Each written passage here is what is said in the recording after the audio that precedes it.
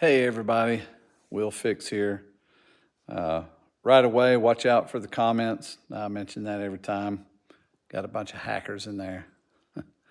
If you like information on XRP, XLM, and some of the things we cover here, please like and follow. Do me a solid. I appreciate it. Today's video is about that giant hack, that ledger hack that you probably heard about. This is really important to cover. $484,000, I believe, was stolen. And this was a pretty sophisticated hack that happened.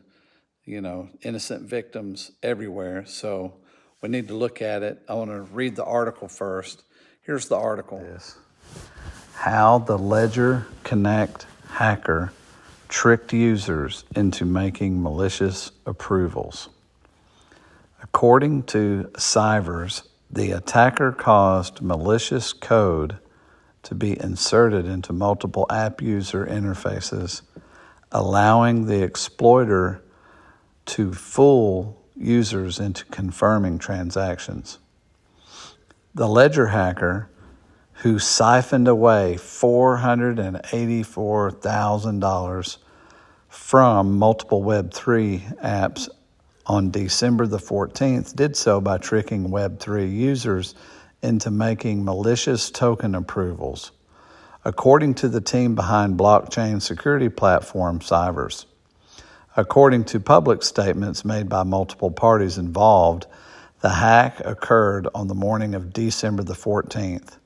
The attacker used a phishing exploit to compromise the computer of a former Ledger employee, gaining access to employees' Node Package Manager JavaScript npm.js account. We've identified and removed a malicious version of the Ledger Connect kit. A genuine version is being pushed to replace the malicious file now.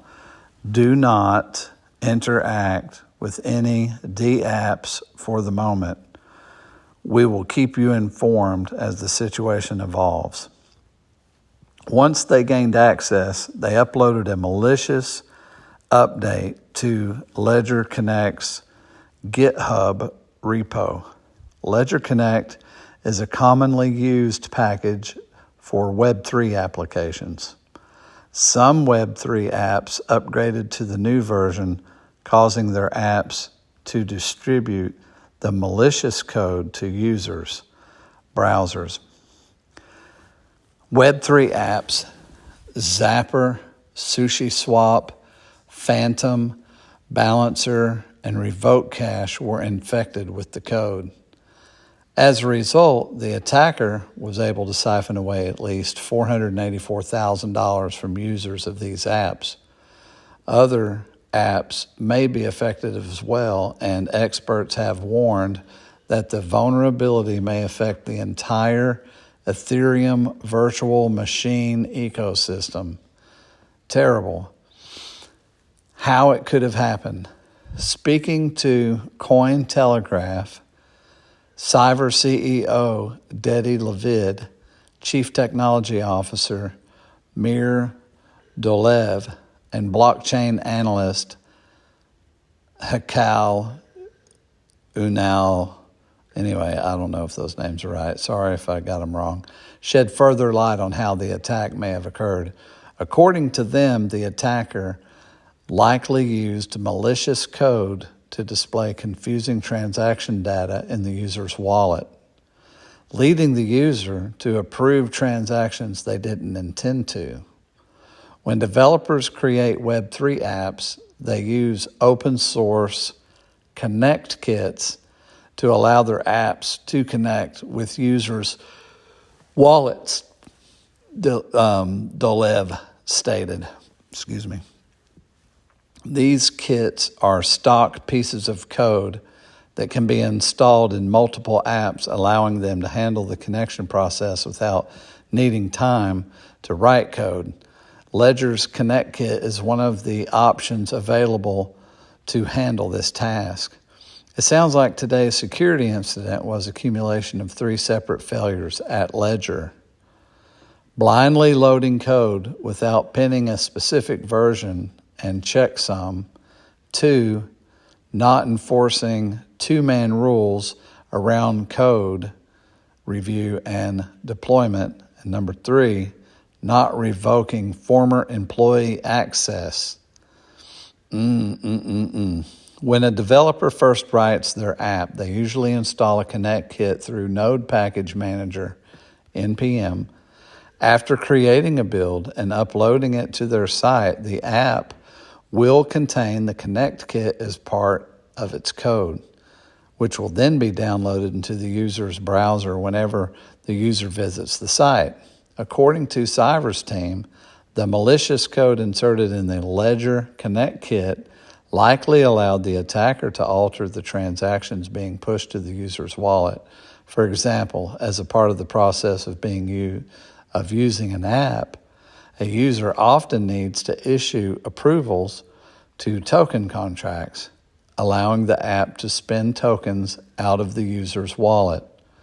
The malicious code may have caused the user's wallet to display a token approval confirmation request, but with the attacker's address listed instead of the app's address, or it may have caused a wallet confirmation to appear that would consist of difficult to interpret code causing the user to confusedly push confirm without understanding what they were agreeing to. Example of Web3 token approval is what that is right there. Blockchain data shows that the victims of the attack made every large token approval to the malicious contract.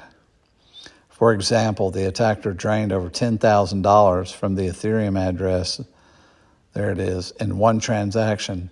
The log of this transaction shows that the user approved a very large amount of USDC to be spent by the malicious contract. Man. Token approval by exploit victim source Etherscan. This approval was likely performed by the user in error because of the malicious code, said Cyver's team. They warned that avoiding this kind of attack is extremely difficult, as wallets do not always give users clear information about what they are agreeing to. One security practice that may help is to carefully evaluate each transaction confirmation message that pops up while using an app. However, this may not help if the transaction is displayed in code that is not easily readable or is confusing. Related, the consensus exec on Metatask Snap Security, consent is king. Cyver's claimed that their platform allows businesses to check contract addresses and determine if these addresses have been involved in security incidents. For example, the account that created the smart contracts used in this account was detected by Cyver's as having been involved in 180 security incidents. Cyver's security platform source, Cyver's, while Web3 tools in the future could allow attackers like these to be detected and thwarted in advance, the industry still has a long way to go in solving this problem, the team told Cointelegraph. Wow.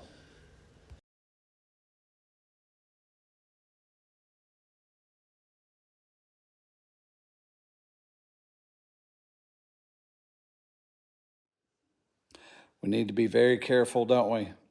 I'm not going to approve anything. I don't know what it is.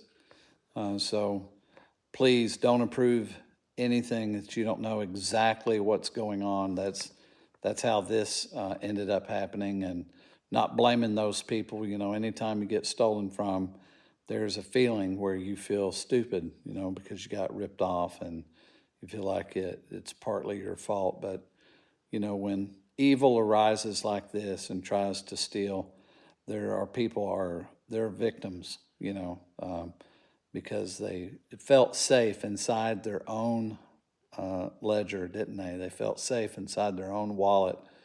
But terrible. Well, anyway, I just needed to get this out to you. It's really important. It's a late video that I did for the day, but hope you guys appreciate it, and I hope none of you were part of that attack. If you were, if there's anything that I can say that might help you, you can talk to me. Like and subscribe. See you guys tomorrow.